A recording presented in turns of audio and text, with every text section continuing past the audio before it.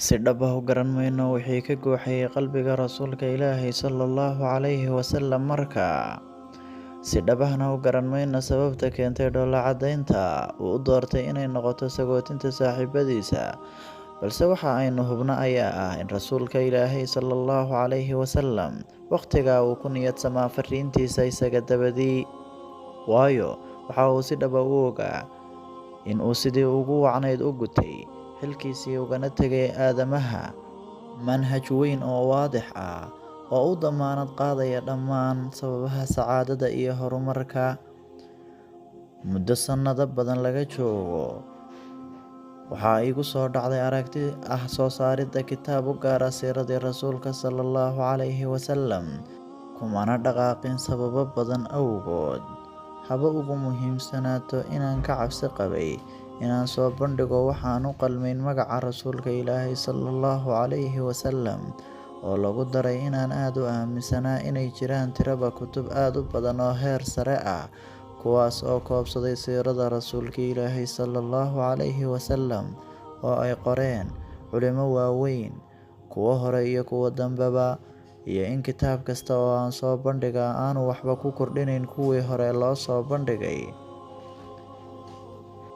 Hase yeeshee, waqti badan oo ka soo wareegay dabadeed, iyo dabagal badan oo aan ku sameeyay xaaladaha muslimiinta ee dunida, iyo dhageysiga aragtiyaha in badan oo ka mid ah dadka igu xidhan ee sharafta badan, waxa aan ogaaday inay jiraan arrimo badan oo igu riixaya inaan qabto hawl u gaara siirada rasuulka sallallahu calayhi wasallam.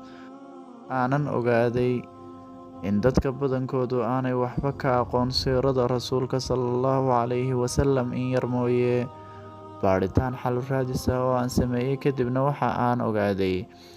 in dhibta rasmiga ahi aanay ahayn jiritaanka kutub ku saabsan siirada rasuulka sallallahu calayhi wasallam, ee ay tahay hanashada dadka badankooda ee akhriska kutubta si guud iyo si gaar ahaaneedba. Sababta ugu muhiimsan ee igu riixday aragtida wax ka qoridda rasuulka sallallahu calayhi wasallam ayaa ah inaan arkay khalkhal manhajeed halis badan oo haleelay dad badan oo inaga mid ah. Waxa ayna dad badan oo muslimiinta ka mid ahi u cuskadaan heerka ugu sarreeya arrimaha diinta hadallada culimadooda, si kasta oo ay marmarka qaarkood uga hor imanayaan wixii ka ansaxay hadalladii rasuulka sallallahu calayhi wasallam. Waxa ayna sidaa ku noqdeen kuwo sameeya ku dayasho indhala, kuna garab maraan hanaankii diinta loo soo diray. Arrinka kale ee i dareensiiyey inay lagama maarmaan tahay inaan soo bandhigo wax ku saabsan siiradii rasuulka sallallahu calayhi wasallam ayaa ah inay isa soo tarayaan weerarada foolxumeynta warbaahineed ee lagula kacayo rasuulkii naxariista ee Muxammad sallallahu calayhi wasallam sannadihii u dambeeyay. Aniga oo og kuna dabaqaya aqoontayda takhasus ee aan u leeyahay saxaafadda, in weerarada ay ka dambeeyaan kuwa xanuunka cunsuriyadda u buka ee cudurka islaam nacaybku uu haleelay, balse isla waqtigaa waxay nala gudboon muslimiin ahaan inaynu ogaano in ficilada cidda islaamnimada sheeganaysa ay si weyn uga qayb qaadatay inay sameeyaan sawirada foolxumeynta ah. Kale uu jiro gaabis dhankeenna ah oo ah caddaynta sawirka dhabta ah ee islaamka iyo rasuulka islaamka, oo aynaan meesha u bannayn qolyaha dhan walba ka fog inay u soo bandhigaan sawirkooda been abuurka ah. Arrinkani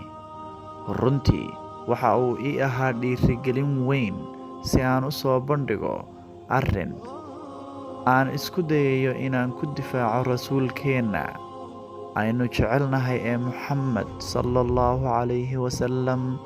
iyo inaan ku soo bandhigo luuqad la wada fahmayo. Keliya ma aha inaan ku difaacayo rasuulkeenna sallallahu calayhi wasallam, kaas oo aynu jecelnahay in ka badan nafaheenna, balse sidoo kale aan ku difaacayo jiritaankeenna iyo joogitaankeenna iyo weliba huwiyaddeenna, taas oo uu inoogu taagan yahay rasuulkeenna Muxammad ah sallallahu calayhi wasallam tiir dhexaadka aasaasiga ah.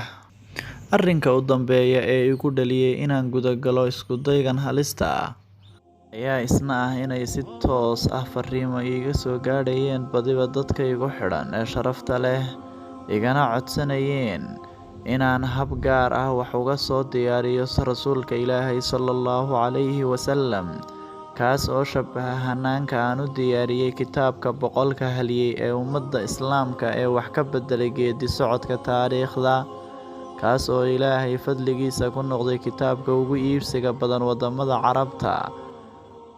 iyo in kuwo badan oo ka mid ahi igu adkeeyeen inay rabaan inay akhristaan shay cusub oo hadlaya luqadda casriga ah oo ay siiyaan ubadkooda, una jaangoynaya casharrada tooska ah, una suurtagelinaya inay iyaga iyo ubadkooduba uga faa'iidaystaan tacaamulkooda maalinlaha ah ee waqti xaadirkan, kana duwan soo warinta dhacdooyinka taariikhda qaab soo noqnoqonaya ee aan jaangoynayn macnaha iyo murtida laga dheefayo siirada lafteeda. Yacni, inuu jiro shay ku jira siirada kaas oo si toos ah uga hadlaya casharrada ay suurtagalka tahay in aynu uga faa'iidaysano macaamilkeena maalinlaha ah, balse aanay ahayn shay aragti ahaan fahankeedu adkaanayo. Sababahan awgood ayaan u go'aansaday inaan u kuurgalo inaan bilaabo qoritaanka kitaabkaygan Madrasatu Muxammad, dugsigii Nabi Muxammad sallallahu calayhi wasallam.